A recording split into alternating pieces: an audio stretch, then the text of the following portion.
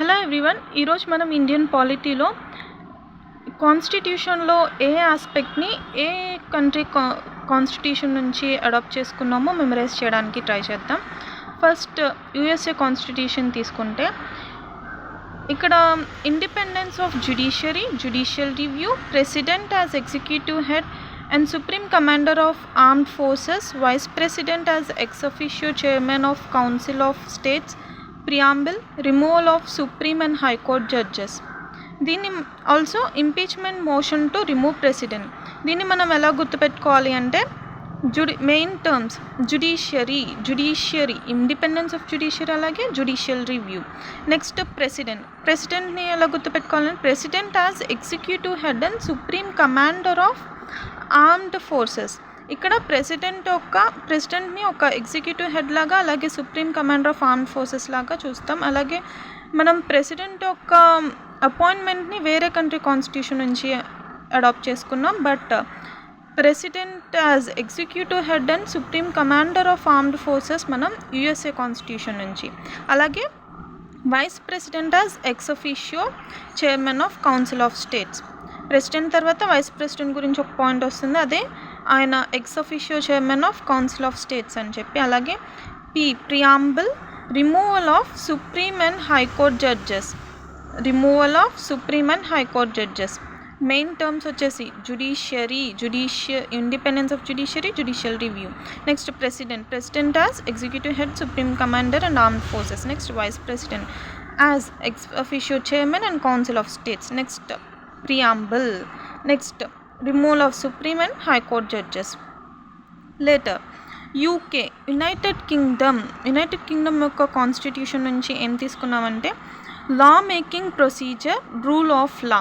ఇందులో మన main term గుర్తుపెట్టుకోవాల్సింది law making procedure and rule of law. Next కింగ్డమ్లో కింగ్ ఉంది కదా, కింగ్ అంటే ఒకరే ఉంటారు కదా, కాబట్టి single citizenship. Next parliamentary system with ministerial responsibility. ఇక్కడ 3 టర్మ్స్ మనం గుర్తుపెట్టుకుంటాం. లా వన్ అంటే single citizenship, and PSM means parliamentary system with ministerial responsibility. Next Canada మనం ఈజీగా గుర్తుపెట్టుకోవచ్చు. Federation with strong centre. C for centre, strong centre, and C Canada strong centre. Next Directive principles, election of president, nomination of members of Rajya Sabha by president we took from Irish constitution. మనం గుర్తుపెట్టుకోవడానికి DEN. D for directive principles, E for election of president, N for nomination of members to Rajya Sabha by president. First directive principles, E election of president, అలాగే ఆ president ద్వారా nomination of members to Rajya Sabha. Next Australian constitution నుంచి మనం ఏం తీసుకున్నామంటే concurrent list అంటే central state రెండింటికి సంబంధించినటువంటి list, union list, state list రెండింటికి సంబంధించినవి ఉండేది concurrent list. Provision regarding trade, commerce, intercourse etcetera, joint session of both the houses of parliament. ఇది మనం ఆస్ట్రేలియన్ కాన్స్టిట్యూషన్ నుంచి తీసుకున్నాం. అలాగే సౌత్ ఆఫ్రికన్ కాన్స్టిట్యూషన్ నుంచి CAER, కాన్స్టిట్యూషనల్ అమెండ్మెంట్స్ ఇంపార్టెంట్ అండి. కాన్స్టిట్యూషనల్ అమెండ్మెంట్స్ మనం సౌత్ ఆఫ్రికన్ కాన్స్టిట్యూషన్ నుంచి తీసుకున్నాం. అలాగే election procedure of members of Rajya Sabha. CAER constitutional amendments, ER election procedure of members of Rajya Sabha, election procedure of members of Rajya Sabha. Next fundamental rights, fundamental duties అన్నప్పుడు Russia, fundamental rights అన్నప్పుడు USA. Fundamental రైట్స్లో starting 6 ఉంది కదండి, ఈ రెండిట్లో ఒకటని మనకి తెలుస్తుంది. యూఎస్ఏ ఆర్ USSR ఫండమెంటల్ రైట్స్కి, డ్యూటీస్కి. ఆర్తో స్టార్ట్ అవుతుంది కదా రైట్స్, ఆర్తో మళ్ళీ ఎండ్ అయ్యేది పెట్టకూడదు, USA పెట్టాలి. సో ఆర్ రిపీట్ అవ్వకూడదు అనమాట. USSRలో 6 ఉంది, ఆర్ రష్యాలో 6 ఉంది. సో రైట్స్ వచ్చేసి USA కాన్స్టిట్యూషన్, ఫండమెంటల్ డ్యూటీస్ వచ్చేసి Russia USSR constitution. France constitution నుంచి రిపబ్లిక్ అటువంటి టర్మ్ని మనం తీసుకున్నాం.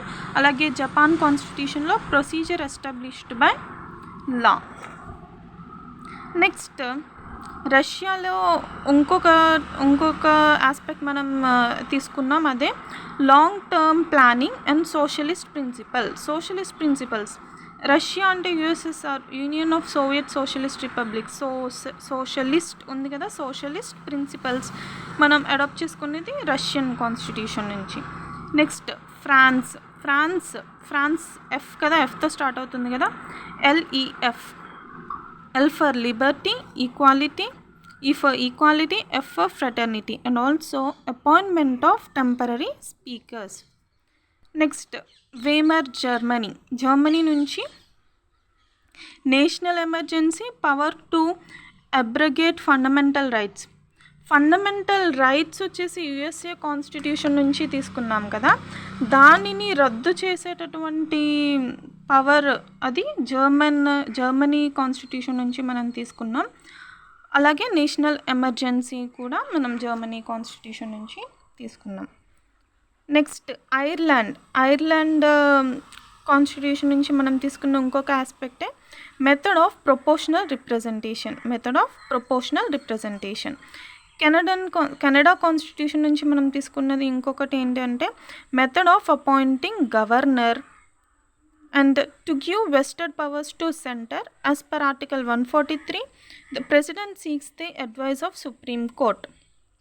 కెనడాలో సి కదా స్టార్టింగ్ లెటర్, సి మనం ఇందాక చెప్పుకున్నట్లు సెంటర్కి ఎక్కువ పవర్ ఇస్తాం, సెంట్రల్ గవర్నమెంట్కి ఎక్కువ పవర్ ఇస్తాం అనుకున్నాం.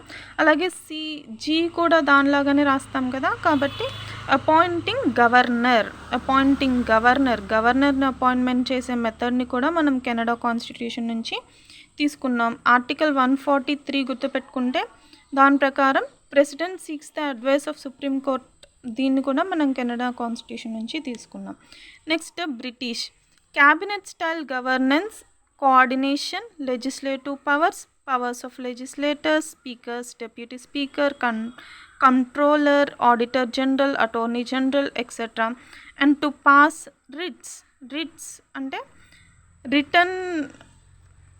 writs are nothing but a formal written order issued by executive or judicial body.